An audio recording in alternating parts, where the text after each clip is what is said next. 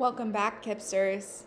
Today I'm so excited to start a new book with you called The Midwife's Apprentice by Kern.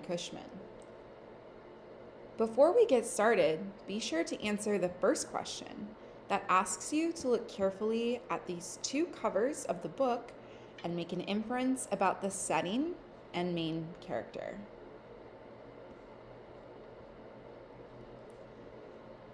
Chapter 1: The Dung Heap. When animal droppings and garbage and spoiled straw are piled up in a great heap, the rotting and moiling give forth heat. Usually, no one gets close enough to notice because of this stench. But the girl noticed and, on that frosty night, burrowed deep into the warm, rotting muck, heedless of the smell. In any event, the dung heap probably smelled little worse than everything else in her life. The food scraps scavenged from the kitchen yards, the stables and sties she slept in when she could, and her own unwashed, unnourished, unloved, and unlovely body. Pause here to answer questions 1 and 2. How old she was hard to say. She was small and pale, with the frightened air of an ill-used child, but her scrawny, underfed body did give off a hint of woman, so perhaps she was 12 or 13.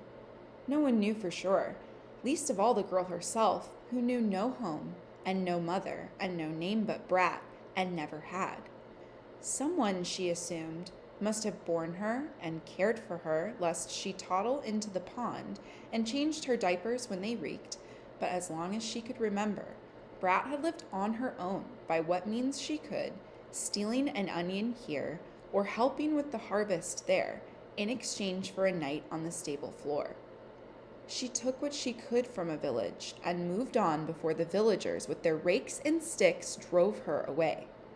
Snug cottages and warm bread and mothers who hugged their babies were beyond her imagining, but dearly would she have loved to eat a turnip without the mud of the field still on it, or sleep in a barn fragrant with new hay and not the rank smell of pigs who fart when they eat too much. Pause here and answer questions 3 and 4.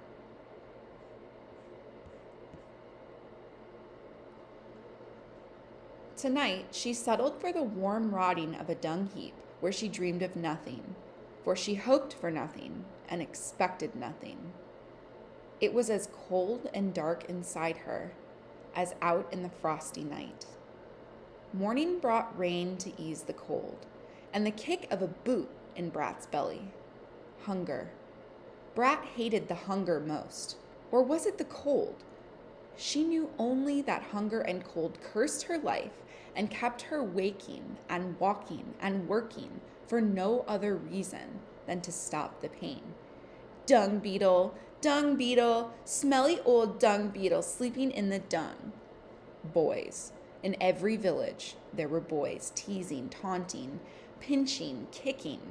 Always they were the scrawniest or the ugliest or the dirtiest or the stupidest boys, picked on by everyone else, with no one left uglier or stupider than they but her.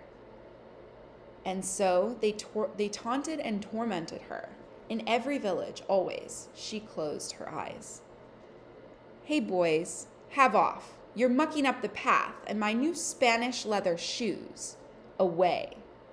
And you, girl, are you alive or dead? Brat opened one eye. A woman was there. A woman neither old nor young, but in between. Neither fat nor thin, but in between.